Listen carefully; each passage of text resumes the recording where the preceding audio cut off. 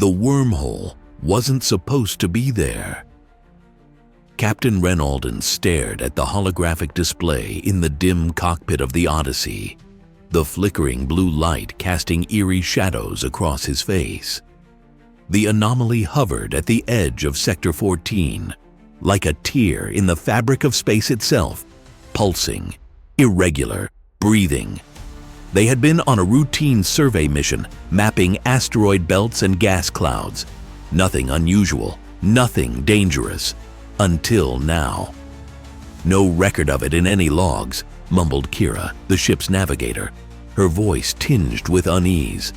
She tapped at the console, rerunning scans. It just appeared. Alden felt a chill creep along his spine. Wormholes didn't just appear. They required immense gravitational forces, cosmic alignments, or artificial constructs. But this one defied all logic, an open wound in the void. Then, the transmission came.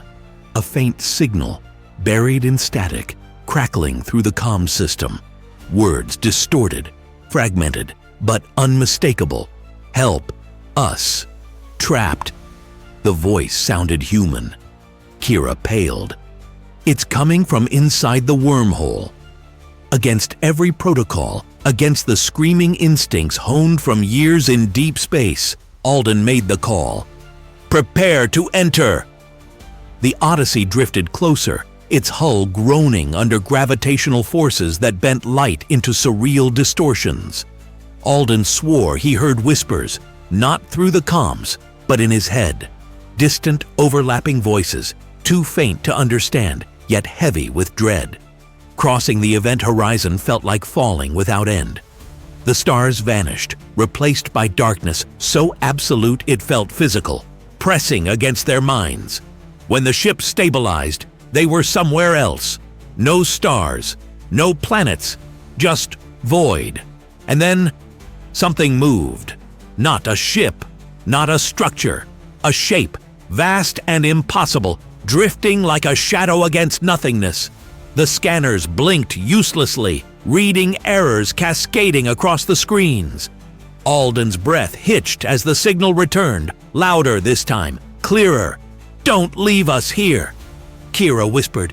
"Captain, those voices, they sound like us." The lights flickered, and outside the viewport, their own faces stared back, floating in the dark, eyes hollow and mouths open in silent screams. Captain Alden's pulse pounded in his ears as he backed away from the viewport. His own face, empty, distorted, screaming, burned into his mind. Kira stood frozen, her hands gripping the edge of the console until her knuckles turned white. "Run a full scan," Alden rasped, swallowing the rising fear. "I want to know what those are." Kira hesitated before her fingers danced over the controls. The screen flickered with static, struggling to process what it detected. Unknown anomaly, matching crew biometrics. The ship groaned again, a metallic wail echoing through the corridors. The lights dimmed to a faint, sickly glow. Then, the whispers returned, closer now, threading through the air like tendrils, pressing against Alden's sanity. "We are here," Kira gasped, pointing at the screen. The echoes of their faces were multiplying, spreading across the void like reflections in broken glass. A sudden knock rattled the ship. It wasn't mechanical, it was deliberate. From the airlock. Gripping his sidearm, Alden motioned for Kira to stay back. The hallway leading to the airlock stretched impossibly long, shadows pooling in corners that didn't exist before. Peering through the observation window, Alden's breath caught. There, on the other side of the glass, was himself. Not a reflection. The same uniform, the same scar above his brow. But the eyes were hollow, dark voids where life should be. The doppelganger raised a hand, placing it gently against the glass. Frost bloomed beneath the touch, spreading like veins. Alden stumbled back, heart racing. "Captain!" Kira's voice crackled over the comm. You need to see this!" Racing back to the bridge, Alden found Kira staring at the monitors, her face pale with terror. The ship's logs were updating themselves, entries appearing in real time. Crew status, deceased. Mission status, failed. Last known coordinates, unknown. And then in the final log entry, written in Alden's own handwriting, "You never left." Alden's heart thundered in his chest. The words, "You never left," seared into his mind like a brand. He slammed his fist against the console, but the screen didn't flinch. It was as if the ship itself mocked his defiance. "Kira, override the system. Wipe the logs." Kira didn't move. Her eyes remained glued to the screen, wide and glassy. Alden turned to her, his breath catching. She was frozen, mid-breath, her face eerily still, but her reflection in the console, it blinked. Kira, no response. Slowly, the reflection, no, the thing pretending to be Kira, turned its head to face him directly, its eyes hollow voids, filled with a darkness deeper than space itself. A grin stretched unnaturally across its face. Alden stumbled back, raising his sidearm. Bang! The shot echoed through the bridge, but the figure didn't flinch. The bullet passed through as if it was made of mist, dissipating into nothingness. "You don't understand," the thing whispered in Kira's voice, distorted and layered with echoes. "You were always here." Alden fled the bridge, his footsteps pounding against the metal floor. The corridors twisted, changing, impossible angles defying logic.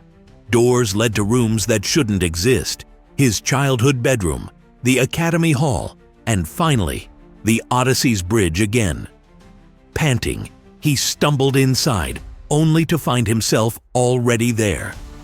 Another Ren Alden sat in the captain's chair, staring at the same screens, the same terror etched into his face. Alden screamed, but no sound came out. The whispers grew louder. "You never left." Alden stumbled backward, his heart racing as he faced his duplicate. An exact copy, except for the vacant, glassy eyes that reflected an emptiness he couldn't comprehend. "Who are you?" he whispered hoarsely. The copy didn't respond. Instead, it smiled, an unnatural stretch that didn't reach its hollow eyes. The whispers intensified, a cacophony of overlapping voices, all chanting the same words. "You never left. You never left. You never left." Alden turned and fled down the corridor, the walls pulsating like a living organism. The ship groaned and twisted, its structure warping with impossible geometry. Hallways spiraled, looping back into themselves. No matter how far he ran, he always ended up back at the bridge. Each time, another version of himself waited, silent and staring. His sanity frayed with every loop. Time lost all meaning. Days, weeks, maybe years passed in that endless cycle.